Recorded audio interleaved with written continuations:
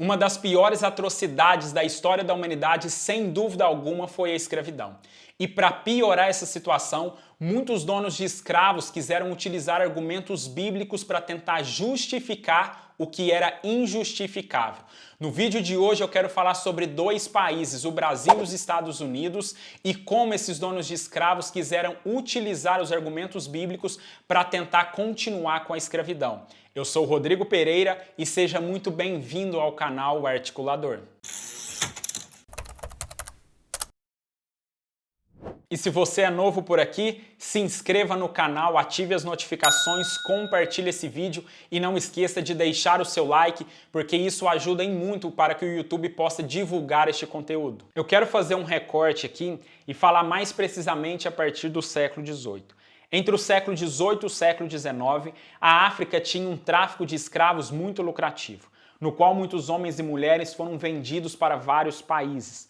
Entre esses países eu destaco dois: o Brasil e os Estados Unidos. Muitos foram vendidos para os Estados Unidos para trabalharem nas regiões agrícolas do Sul. Era uma região que necessitava de uma grande mão de obra. Não muito diferente dos Estados Unidos, muitos vieram para o Brasil para trabalhar por aqui nas grandes fazendas e nos engenhos de açúcar. Enquanto muitos homens e mulheres eram vendidos como escravos, missionários e a Igreja Católica se posicionava contra. Eles criticavam e denunciavam a venda de escravos. Dois papas merecem destaque nesse período. Em 1815, em um congresso que aconteceu em Viena, o Papa Pio VII acabou dizendo publicamente que condenava a escravidão. E em 1839, o Papa Gregório XVI também criticou publicamente a escravidão. Enquanto os missionários e a Igreja Católica criticavam abertamente a escravidão, os donos de escravos quiseram utilizar argumentos bíblicos para tentar provar que a escravidão era algo legítimo. Entre esses argumentos eu quero destacar 4 aqui. O primeiro argumento que os donos de escravos utilizavam foi a carta que o apóstolo Paulo escreveu a um homem chamado Filemão. Filemão era um dono de um escravo que chamava Onésimo. Os donos de escravos argumentavam que o apóstolo Paulo não insistiu para que Filemão libertasse o seu escravo Onésimo. E eles também recorrem a outros textos de Paulo dizendo que todos os escravos deveriam obedecer aos seus senhores. O que os donos de escravos ignoravam era que o apóstolo Paulo também escreveu para que todos aqueles que possuíssem escravos devessem tratar eles de forma honesta e justa. O segundo argumento que os donos de escravos utilizavam era sobre a história de Abraão. Eles diziam que no Antigo Testamento Abraão esperou por quase 25 anos para ter um filho com a sua esposa Sara. Não conseguindo engravidar, Abraão então se deitou com uma escrava chamada Agar. Essa mulher era escrava da sua esposa Sara. Então eles utilizavam essa história para tentar justificar a escravidão. O terceiro argumento que os donos de escravos utilizavam também era uma história que se encontrava no Antigo Testamento, a história de José. A história dizia que Jacó teve vários filhos e entre eles José.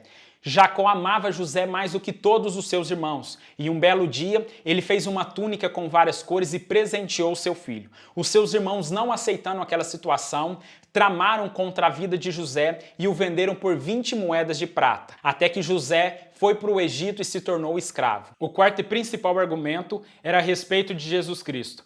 Eles diziam que em nenhum texto do Novo Testamento Jesus Cristo pregou abertamente contra a escravidão. Devido a esse fato, eles diziam que a escravidão poderia ser justificada. Ao ouvirem esses argumentos, aqueles que eram contra a escravidão ficaram horrorizados pela maneira com a qual os donos de escravos se utilizavam da Bíblia para tentar justificar a escravidão. Os que eram contra a escravidão argumentaram da seguinte forma: embora Jesus Cristo não tenha pregado abertamente contra a escravidão, mas quando ele disse amai ao próximo como a si mesmo, ali já estava configurado que Jesus Cristo jamais aceitaria tal prática. E também pelo fato que sempre Jesus Cristo defendeu os pobres e os necessitados. A maioria dos escravos, quando chegavam à costa da América, não conhecia o cristianismo. Porém, muitos eram convertidos ao cristianismo assim que chegavam.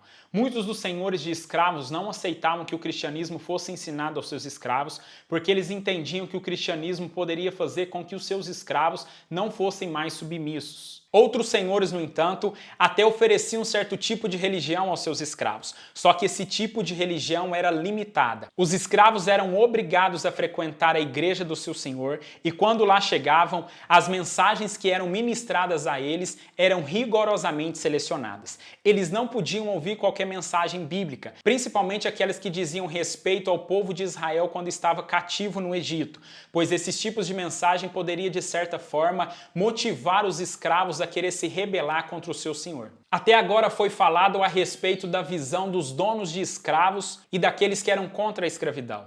Mas afinal de contas, qual era a visão do escravo nesse contexto? Como a maioria dos escravos não sabiam ler e escrever, as mensagens que eles aprendiam da Bíblia, eles repassavam de forma oral. Em alguns momentos, alguns escravos até conseguiam memorizar alguns versículos ou trechos bíblicos, e de certa forma, eles conseguiam passar adiante essas histórias. Algumas mensagens chamavam mais a atenção dos escravos, porque nessas mensagens eles se identificavam de uma forma maior, principalmente em relação a Jesus Cristo. Quando eles ouviam que Jesus Cristo foi traído, foi castigado e foi morto, ali de certa forma eles viam o seu próprio sofrimento estampado em Jesus Cristo. Sem dúvida alguma, uma outra mensagem que os escravos gostavam de ouvir era em relação ao Antigo Testamento. Mais precisamente a mensagem em que diz que o povo de Israel ficou por mais de 400 anos cativo no Egito. Nessa mensagem, os escravos identificavam seu próprio sofrimento, principalmente quando ouviam que este povo trabalhava além das suas forças, e ali Deus levantou um líder chamado Moisés, que encarou o faraó, libertou o povo de Deus e milagrosamente caminhou com esse povo no deserto. Quando os escravos ouviam mensagens desse tipo, de certa forma traziam um certo conforto, uma certa esperança e principalmente uma vontade de que Deus levantasse alguém para que pudesse fazer o mesmo com eles e os libertassem dos seus donos. Em 1861, nos Estados Unidos, surgiu uma guerra civil. Essa guerra durou por volta de 4 anos e veio acabar em 1865. A população de escravos nos Estados Unidos nessa época era de cerca de 4 milhões de pessoas. Ao final da guerra, todos eles foram libertos. A questão é que depois da libertação desses escravos, o racismo prevaleceu nos Estados Unidos até o século XX. Nos Estados Unidos surgiu um líder protestante chamado Martin Luther King.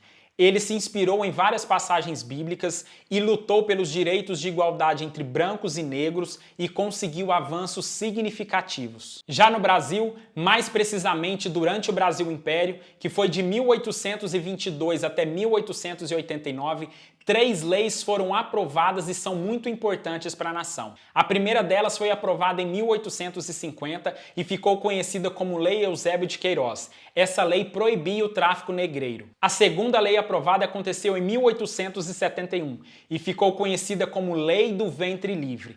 Essa lei significava que todos os filhos de escravos nascidos a partir daquela data automaticamente seriam livres. E finalmente, em 1888, a princesa Isabel assinou a Lei Áurea, que oficialmente acabaria com a escravidão no Brasil. Depois dessa lei, os escravos foram libertos. O problema é que a maioria dos escravos não tinham estudos e nem posses e acabou surgindo um outro problema social do qual o Brasil carrega suas marcas até os dias de hoje. E esse foi o conteúdo de hoje, espero que vocês tenham gostado e se você ainda não se inscreveu no canal, se inscreva, ative as notificações, compartilhe esse conteúdo, deixe o seu like e até o próximo vídeo.